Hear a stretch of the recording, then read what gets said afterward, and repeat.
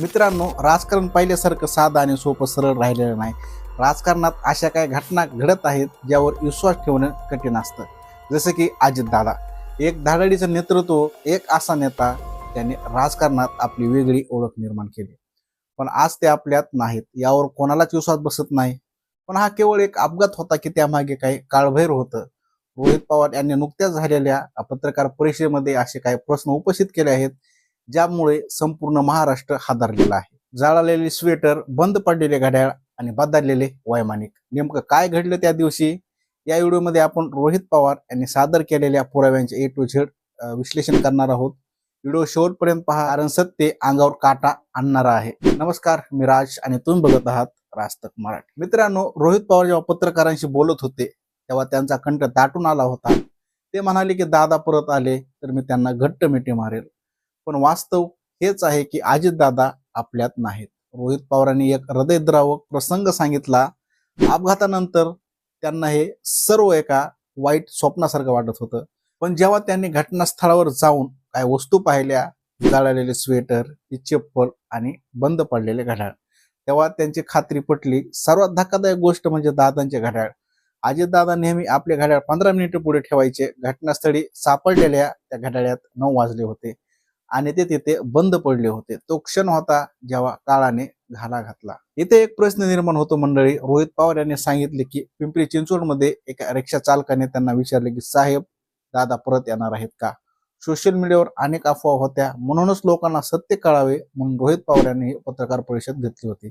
आणि आपण सुद्धा बघितलं असेल की दादा परत येणार, दादांचा कमबॅक होणार, अशा प्रकारे सोशल मीडियावर व्हिडिओ खूप व्हायरल होत होते आणि जनता सुद्धा संभ्रमामध्ये होते की दादा खरंच परत येत आहेत, अशा प्रकारचे काही अफवा आहेत. तर तेच व्हिडिओ घेण्यासाठी, ते स्पष्ट करण्यासाठी रोहित पवार यांनी जी पत्रकार परिषद घेतली होती. पण त्यांनी जे पुरावे दिले आहेत ते एका मोठ्या षडयंत्राकडे बोट दाखवतात. आता वळूया सर्वात महत्वाच्या मुद्द्याकडे. हा अपघात नैसर्गिक होता की मानव निर्मित होता?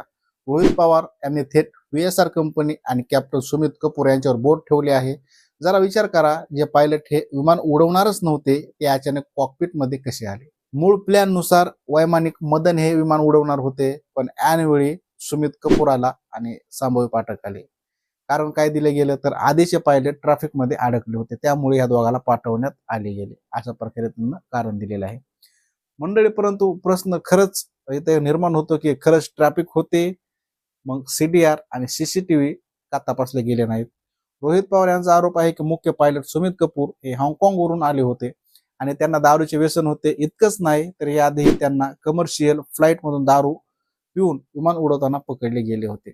नांदेडमध्ये एका नेत्याचे विमान लँड करताना त्यांनी जो प्रकार केला होता त्याची तक्रारही झाली होती. तरीही त्यांना अजितदादाचे विमान का दिले गेले? त्यांचे ब्रीथ अनालायझर चाचणी झाली होती का? ब्रीथ अनालायझर म्हणजे प्रत्येक पायलट असो किंवा ड्रायव्हर असो, त्याने किती दारू प्यालेली आहे किंवा त्याच्यामध्ये फुकलं तर त्याने किती दारू प्यालेली आहे ते आपल्याला समजत असते. त्याला ब्रीथ अनालायझर असे म्हणतात. फक्त पायलटच नाही तर ज्या विमानाने दादांचा प्रवास झाला ते विमान म्हणजे एक चालती फिरती पेटी होती का? रोहित पवार यांनी सादर केलेल्या माहितीनुसार VSR कंपनीच्या विमानांना युरोपमध्ये बंदी आहे. मग भारतात ही विमाने कशी उडत आहेत? 2 वर्षापूर्वी याच कंपनीच्या विमानाचा अपघात झाला होता. त्याचा रिपोर्ट आजही दाबून टाकलेला आहे. विमानात चेकलिस्ट पद्धत नव्हती, कॉकपिट व्हॉइस रेकॉर्डर बंद होता. सर्वात भयानक म्हणजे स्टॉर वॉर्निंग सिस्टीम बंद होते. मित्रांनो, इंधन वाचवण्यासाठी कंपनीने पायलटवर दबाव टाकला होता का? कारण विमानाने दुसरा गो अराउंड घेतलाच नाही. इंधनाच्या काही थेंबासाठी महाराष्ट्राने आपला लाडका नेता गमावलेला आहे. त्याचा हँगर CCTV फुटेज कुठं आहे? सर्व प्रश्न आजही अनुत्तरितच आहेत. आता आपण त्या दिवशीच्या घटनाक्रमाकडे येऊया. पाहूया रोहित पवार यांच्या म्हणण्यानुसार दादांचा वेळ मुद्दाम वाया घालवला गेला होता का? अजितदादा बारामतीला कारने निघाले होते, मग ऐनवेळी विमान का ठरलं हे समजलं नाही.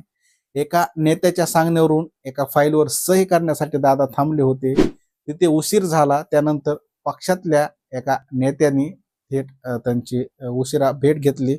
दादा नेहमी वेळेआधी पोहोचणारी व्यक्ती, मग सकाळी 7 वाजता निघणारे विमान 8:10 का निघाले? त्या 70 मिनिटाच्या विलंबामध्ये काय घडले? कोणामुळे उशीर झाला? रोहित पवार म्हणतात या मागे काय नियोजन होते का? हा प्रश्न थेट व्यवस्थेला आहे. दादांचा प्लॅन कोणी बदलवाला?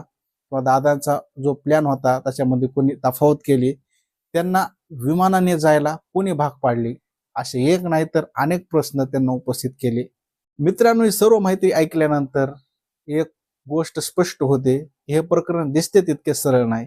रोहित पवार यांनी स्पष्ट मागणी केली आहे की व्हीएसआर कंपनीच्या मालकावर मनुष्यवधाचा गुन्हा दाखल करावा आणि या प्रकरणाची चौकशी केवळ स्थानिक पोलिसांकडून नाही तर परदेशी तपास यंत्रणांकडून व्हायला हवी.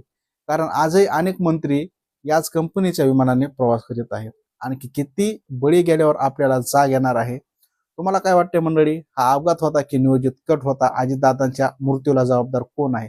खाली कमेंट बॉक्समध्ये नक्कीच तुमचे मत नोंदवा आणि हो, हा व्हिडिओ जास्तीत जास्त शेअर करा जेणेकरून सत्य प्रत्येकापर्यंत पोहोचेल. तर मंडळी, अशा प्रकारे रोहित पवार यांनी जो घटनाक्रम सांगितलेला आहे आणि जे प्रश्न उपस्थित केलेले आहेत ते खरंच अंगाला काटा आणणारे आहेत.